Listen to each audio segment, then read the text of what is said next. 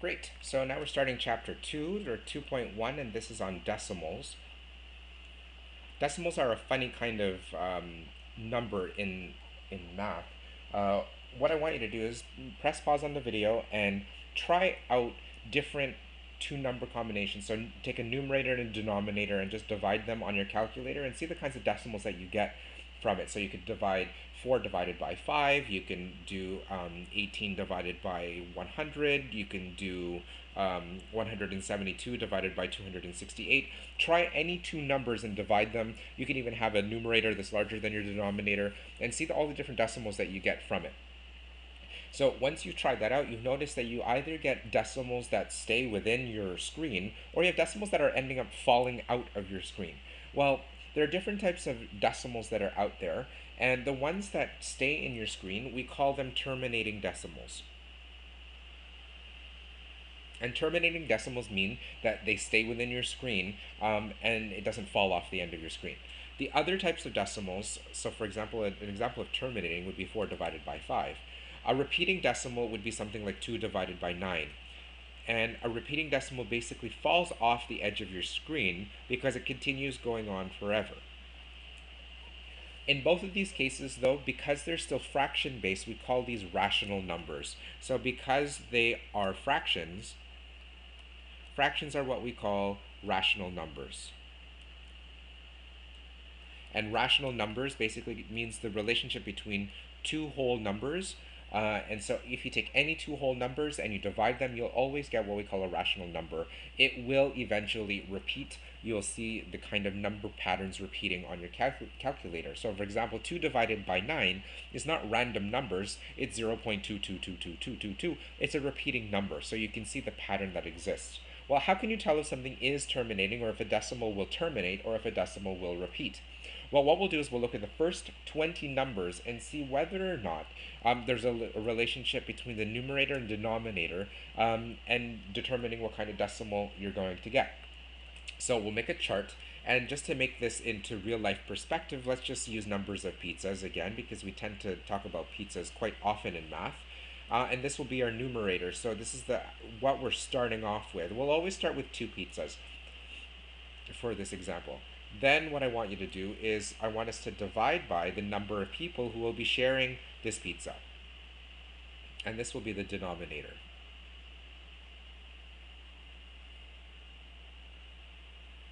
And now we'll get once we divide the two, we will see the decimal share for each person.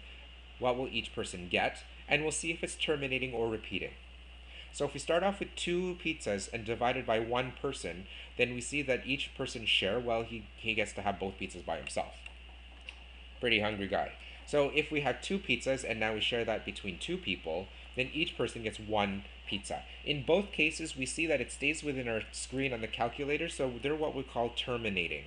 Just from now on, I'm just going to put the letter T to represent terminating. So this is terminating as well. If I have 2 pizzas divided by 3 people, well, this is a case now where I try this on my calculator and I get 0.66666 all the way till the end of the calculator, and then it rounds it up to 7. Well, it's rounding it off because it won't fit anymore, so it just rounds off that last digit. But that 6 would have continued on forever. This is what we call a repeating decimal because we see that the number 6 is repeating. From now on, I'll just put the letter R for repeating. 2 divided by 4 people, well, each person now will get half a pizza. This is terminating because it fits on the calculator. If it's 2 divided by 5, I now end up with 0.4 or 4/10 of a pizza. That's still terminating because I'm able to fit that on the calculator and I can see how much 4/10 is.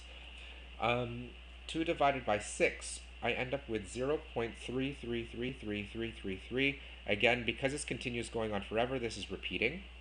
2 divided by 7, I end up with 0.286, etc. Other stuff happens on the calculator, so that's repeating. 2 divided by 8, I get a quarter of a pizza each. That's terminating. If I have 2 pizzas divided by 9, I get 0.222222, as I said before, that's repeating. What I want you to do is pause the video now and continue the trend all the way up to 20 people and see what kind of patterns you get.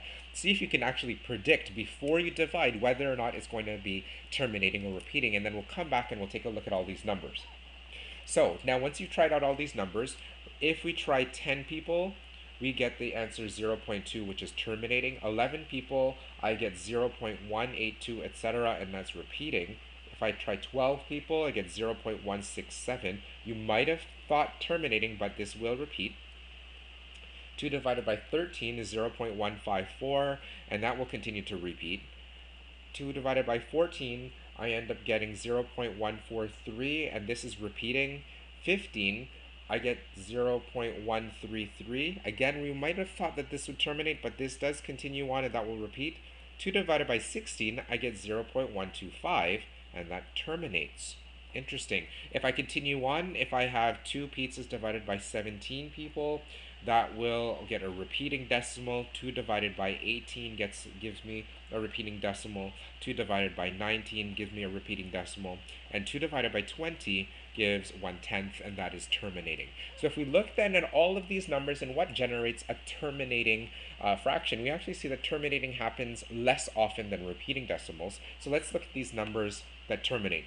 The denominator 1 terminates, 2 terminates, 4, 5, 8, 10, 16, and 20. These denominators give terminating decimals. So let's see what do these numbers have in common?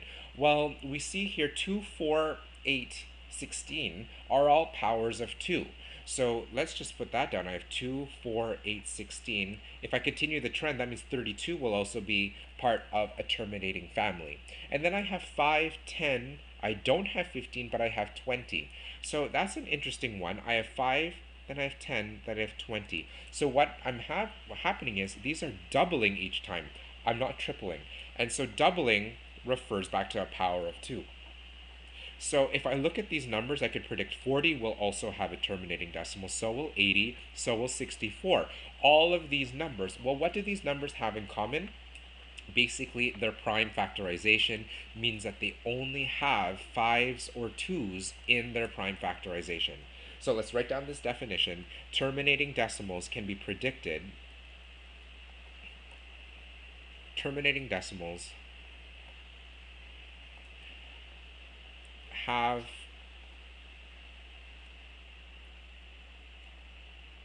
a denominator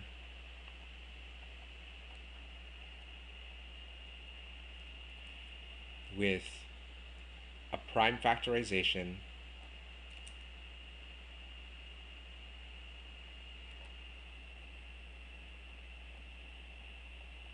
of 2s and or 5s. So if I take a decimal, or if I take a fraction, if I take a fraction and I look at its denominator, and then if I prime factorize its denominator, and then if I see that it is only consisting of 2 and 5s, then the decimal that I'll be getting from that fraction will be terminating.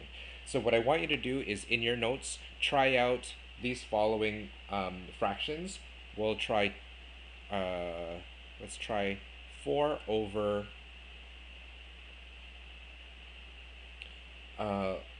let's try 4 over 15 and 5 over 16 and 9 over 26.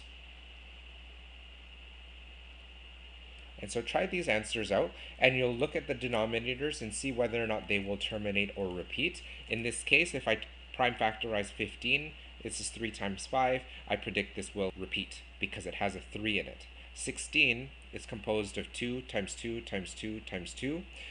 Because those are all 2s and or 5s, this will terminate. And the last one, 26, is 2 times 13, and because 13 is not it's not under the definition of terminating decimals, this will also repeat. So it's pretty easy. Just take the denominator as a review, take the denominator, prime factorize it. If I see anything that is not a 2 or a 5, then I can predict that that decimal will repeat. Try out with a whole bunch of examples. We'll try this out in class, and hopefully you understood the lesson.